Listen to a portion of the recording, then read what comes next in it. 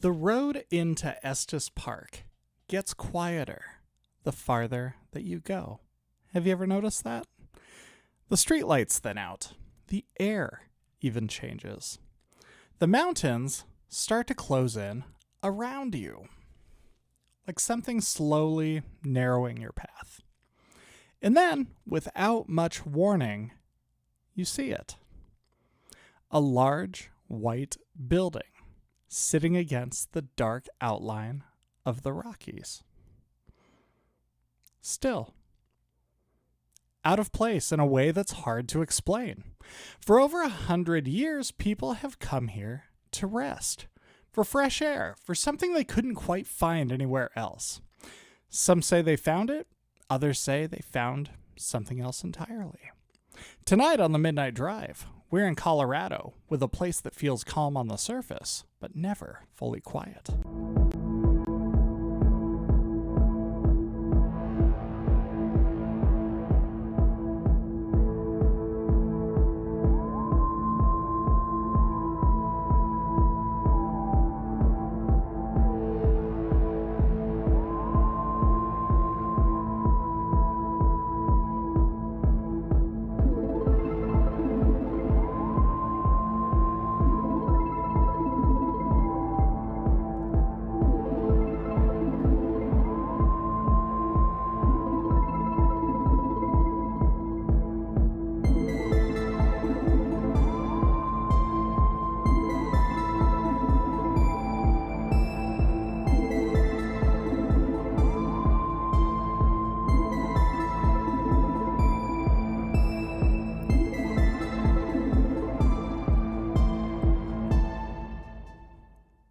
Now, if you go back far enough, before the roads and the signage and the steady line of cars moving in and out of town, Estes Park doesn't really look like a destination per se. It looks like space, open land, long stretches of quiet.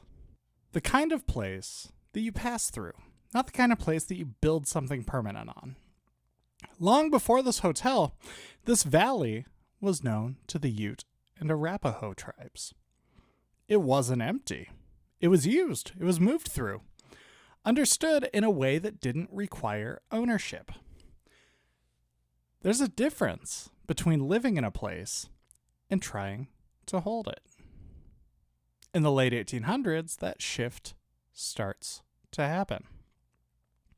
An Anglo-Irish landowner, the Earl of Dunraven, arrives in the valley and begins quietly acquiring large sections of the land. Not to develop, not to build a town, just to keep it, to shape it into a private hunting preserve. 15,000 acres claimed over time. It didn't sit well with the people already trying to settle there. Ranchers, homesteaders, people who were building lives in smaller, more practical ways. Dunraven's vision was different.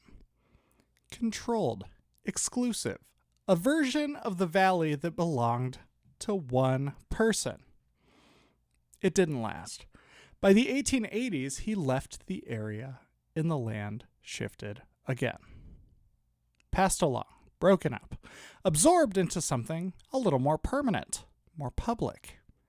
But the idea lingers that this place could be shaped, that it could be turned into something else. A few decades later, someone else arrives. Not to claim the land, but because he doesn't have any other options, really. Freeland Oscar Stanley. At the time, he was known as an inventor. One half of the Stanley Motor Carriage Company. Wealthy, established, but sick. Tuberculosis. In the early 1900s, that diagnosis carried a kind of quiet finality. Treatments were limited. Outcomes were uncertain. The most common recommendation was simple. Go somewhere with clean air, dry air, sunlight, elevation.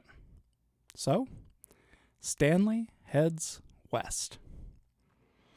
He arrives in Colorado in 1903 and eventually makes his way to this valley, Estes Park, a place that at the time still felt very removed from everything else. And something changes. Over the course of a single season, his health improves dramatically. The air, the altitude, the stillness of the place, whatever combination of factors it was, it worked. He gains weight back, regains strength, stabilizes in a way that didn't seem possible before. For someone in his position, it would have been easy to take that recovery and just leave, to return east, resume life as it was. But he doesn't. He comes back, year after year. At first, it's seasonal, a retreat, a place to recover and rest. But over time, that changes. Because for all the beauty of the valley, it lacks something he's used to: structure, comfort, refinement. So he decides to build it. Construction begins in 1907. And what rises out of the landscape doesn't match what surrounds it at all. The building is deliberate, symmetrical, designed with intention down to the smallest detail. It isn't meant to blend into the environment. It's meant to stand apart from it. When the hotel opens in 1909, it feels almost out of place. Electric lighting, telephones, running water, a full staff, guests arriving in custom-built steam cars. All of it sitting in the middle of a mountain valley that not long before had none of those things.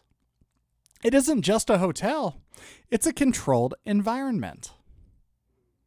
Stanley didn't design it as a hospital, but the influence is there. Wide porches, fresh airflow, open exposure to sunlight. Every element shaped around the idea of health, of managing the body through the space it exists in. In a way, it's an extension of what happened to him. A place that changed him, turned into a place he could shape. And for a while, it works exactly as intended. The hotel becomes a destination, a retreat for wealthy travelers, a seasonal escape, a place where people come to breathe differently, to slow down, to feel better. But there's something quiet underneath all of that, something easy to miss if you're only looking at what was built. Because the valley didn't start with the hotel. It didn't start with Stanley. It didn't even start with Dunraven. It was already something before any of them arrived. And when you build something permanent in a place like that, something structured and controlled and meant to last, you're not just creating something new. You're layering it on top of everything that was already there. Most of the time, that doesn't mean anything. It's just how places evolve. But every now and then, a place feels like it holds onto more than it should. It's not in a way that can be measured or proven. It's just in the way that it feels when you're there. A kind of quiet resistance. Like the space hasn't fully adjusted to what it's been placed inside. And in Estes Park, sometime after the hotel opens, something happens that people still point back to. Not as proof, but as a starting point. Because even in the earliest years of the Stanley Hotel, something goes wrong. Something sudden. Something that doesn't quite line up the same way, depending on who's talking about it. And from that point on, the story of the hotel shifts slightly. Just enough to notice if you're paying attention. Because once something breaks the surface of a place like this, even briefly, it doesn't always settle back the way it was before. You're listening to the Midnight Drive. I'll tell you what, several years ago, I went out to Estes Park with my family and even toured the Stanley Hotel. And that place is absolutely spectacular. That's part of the reason why I wanted to feature it in our Colorado week of the Midnight Drive. But I'll tell you what, with all of the hype that has been built around that place because of The Shining, I feel like the history of the actual hotel has almost been tarnished a little bit. Because if you go there, they have Shining themed tours. They have Shining themed merch. You can buy the book. You can buy the miniseries. But there's so much more to this place. So we will talk about The Shining a little bit later on. We're going to keep unfolding into how the Stanley Hotel became the Stanley Hotel. So by the time the hotel opens in 1909, everything feels intentional. Everything about it. Absolutely everything about it. The layout, the symmetry, the way that the building faces the valley as if it's meant to take something in and hold it there. It's designed for comfort, but also for control. Airflow is planned. Light is maximized. Movement through the space is guided. Even the social structure of the hotel is built into its design. Certain rooms for certain people, certain activities in certain places. It's not chaotic at all. It's very ordered. And for a while, that order holds. Guests arrive from the east, stepping out of steam-powered cars into something that feels almost disconnected from the surrounding landscape. They eat, they rest, they recover. They take in the mountain air from wide porches designed for exactly that purpose. There's a rhyme and a reason to it. It's seasonal. It's predictable. The hotel closes in the winter and opens again in the spring. Life cycles in and out of the building, but the building itself stays the same. Stable, reliable, constant. Until it isn't. In June of 1911, just 2 years after opening, something shifts. At the time, the hotel was already using electricity. But power wasn't always consistent. So an auxiliary gas lighting system was introduced. It seemed practical at the time, a way to maintain comfort even when the systems underneath it weren't fully reliable. But it also introduces something else. Gas lines, pressure, an invisible presence running through the walls. On June 25th, shortly after the system is put into place, there's an explosion. It happens in one of the guest rooms, room 217.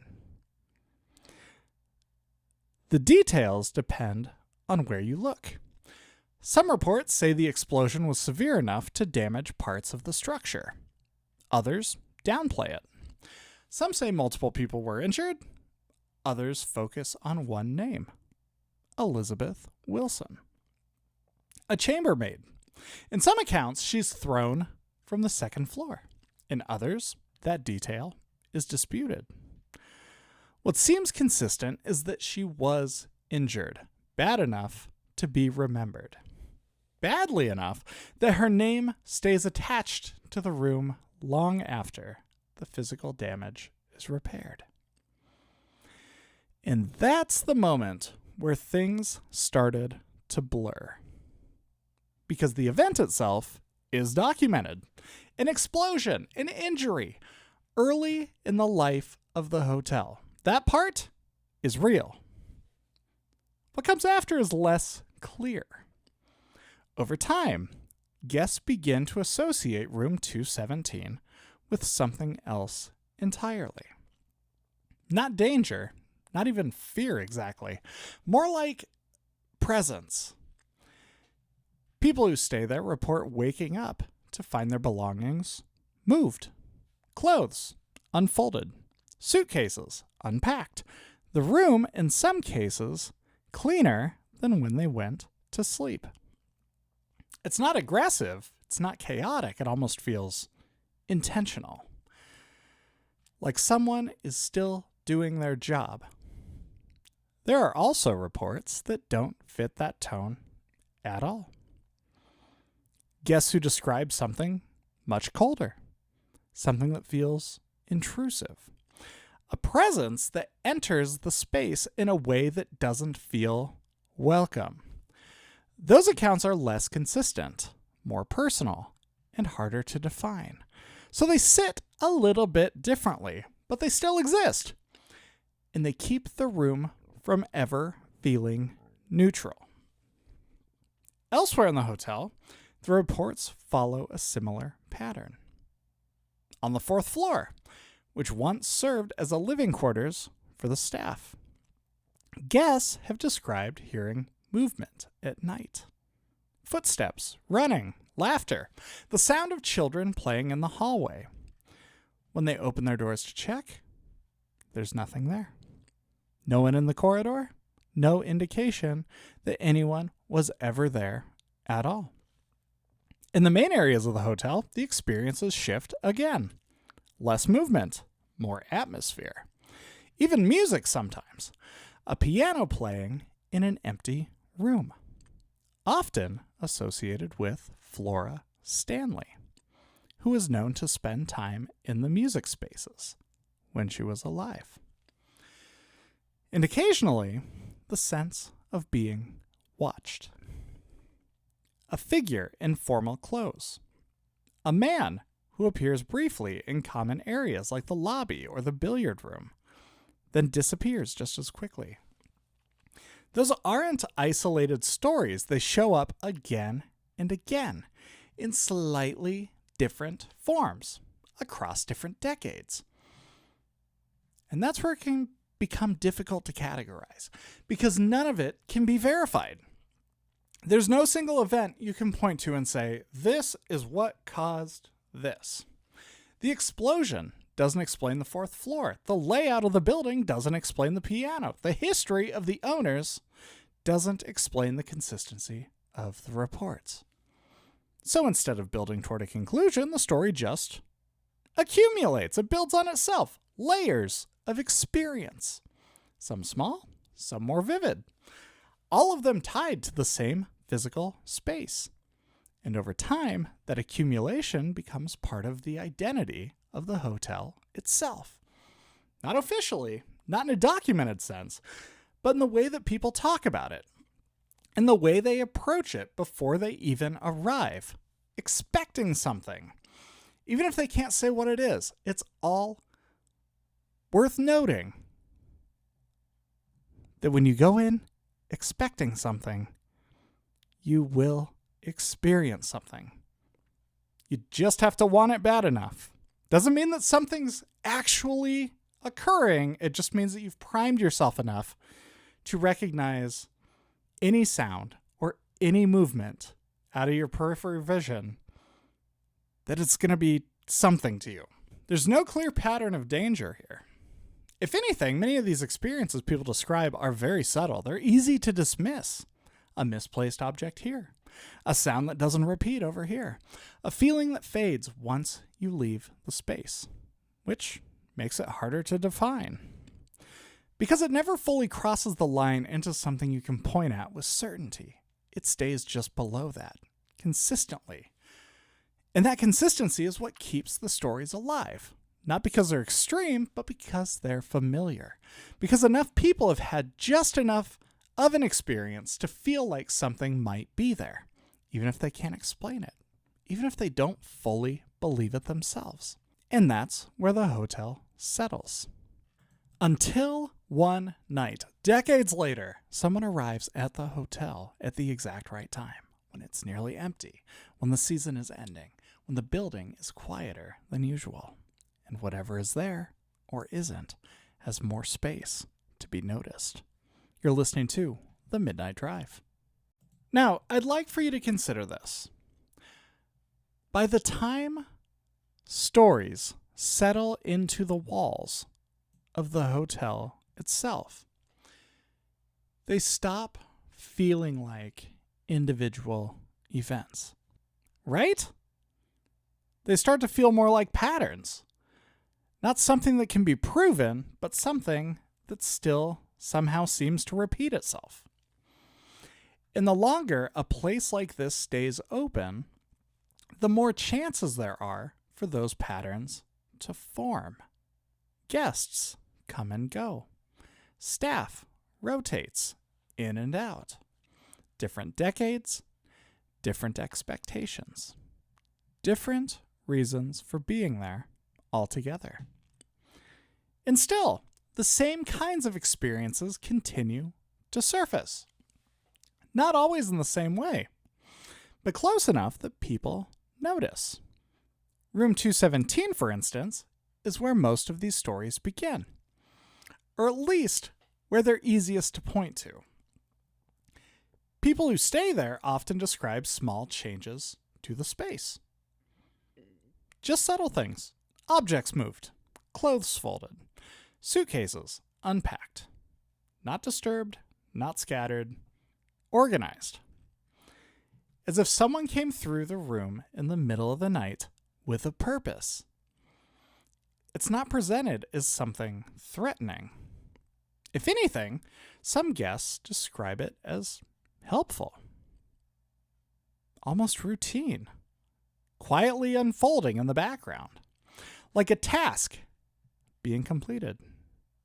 A box being checked. Others described something different.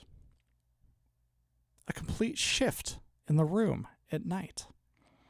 A presence that feels closer than it should be. Something that doesn't stay at a distance. Those accounts are less consistent, but they do show up often enough to be part of the conversation. And that contrast is what makes the room feel uncertain and a little weird. Not one clear story is happening here. Multiple versions of the same space are happening. Elsewhere in the hotel, the experiences don't center around a single room. They spread out. The fourth floor is one of the most commonly mentioned areas, originally used as living quarters for the staff. Smaller rooms, long hallways, a space that feels slightly removed from the rest of the building. Guests who stay there are often described hearing movement late at night. Footsteps in the hallway, running, the sound of children playing, laughter that echoes just long enough to notice. And then it stops. When the doors open, you look out, the hallway is completely empty. No movement, no one there. No clear source for the sound at all. It's the kind of experience that doesn't last, but also doesn't explain itself. In the main areas of the hotel, the tone shifts again. Less about movement, more about presence. The music room is one of the most referenced spaces. Guests and staff have described hearing piano music when no one is there. Notes that carry through the room, then fade without any clear ending. These reports are often connected and affiliated with Flora Stanley. She was known to spend time playing piano when she was alive. But that connection is based on association, not confirmation. It's a way of explaining something that doesn't have a clear source. Then, of course, are the sightings. Less frequent, more difficult to describe. A figure in formal clothing, standing in a space where someone could be, until they aren't. Seen briefly in areas like the lobby or the billiard room, then gone. No interaction, no clear intention, just a moment that doesn't hold long enough to examine. Taken individually, none of these experiences are extreme. They don't point to anything definitive, and they don't build towards a single explanation. But together, they create something else. A consistency. A consistency across different people, different periods of time, different expectations. That consistency is what keeps the stories in place. Because even if each experience is small, the pattern itself is very difficult to ignore. It's also worth noticing how these stories behave. They don't escalate. They don't become more intense over time. They stay at the same base level. Subtle, repeatable, just noticeable enough to be acknowledged and then remembered. That matters because it keeps everything just below the threshold of certainty. Easy to question, easy to explain away, but also difficult to fully dismiss.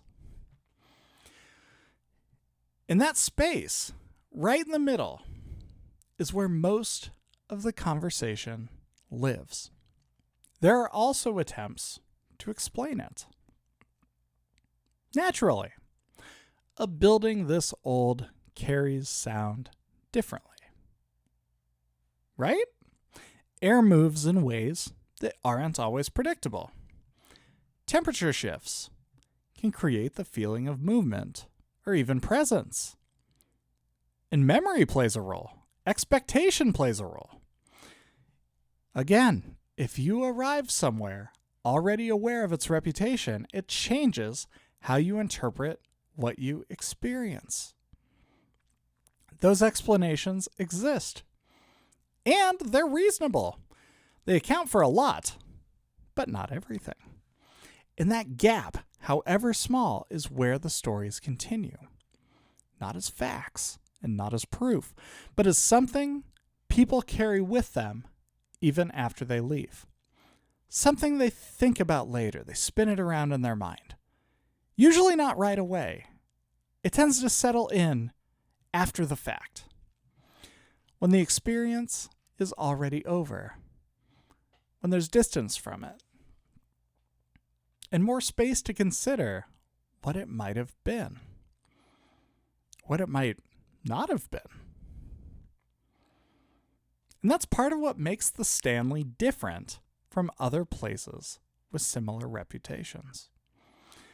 It doesn't rely on one defining story.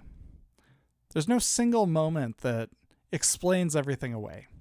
No clear origin point that ties all the experiences together. It's just a series of events. A few documented, many reported, all existing alongside each other without fully connecting. And over time, that becomes the story. Not what happened, but what continues to happen. Quietly, in the background, in small ways, over and over and over and over and over again, until it stops feeling like coincidence and starts feeling like something built into the space itself.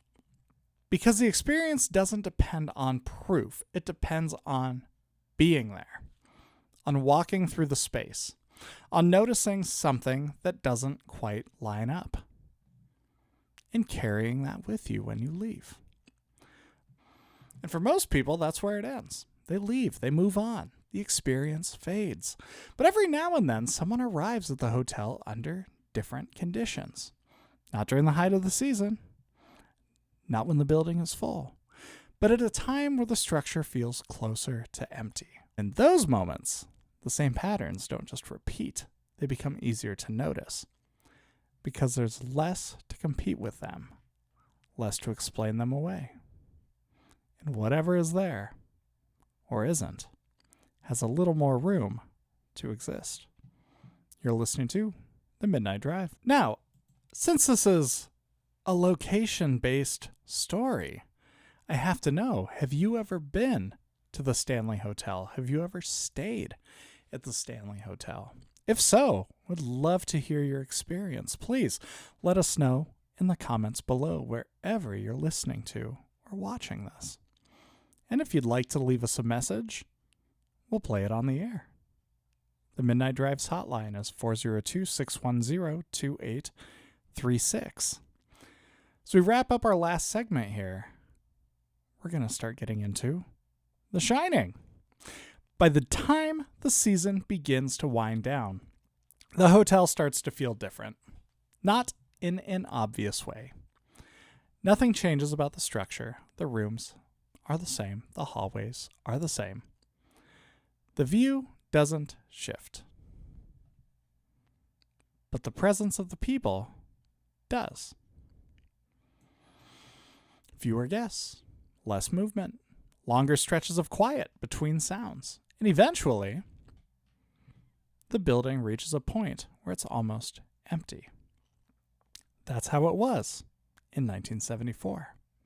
Late in the season, right before the hotel closed for winter, one of the last nights it would be open, a man and his wife arrive without much expectation, just passing through, looking for a place to stay.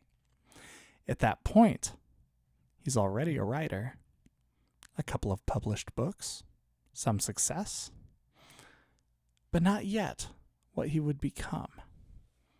They check in and find that they are among the only guests in the entire hotel.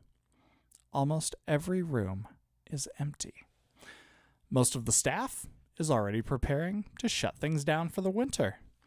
The building, for the most part, is quiet. It's still. After dinner, the writer's wife goes back to the room, and he stays out.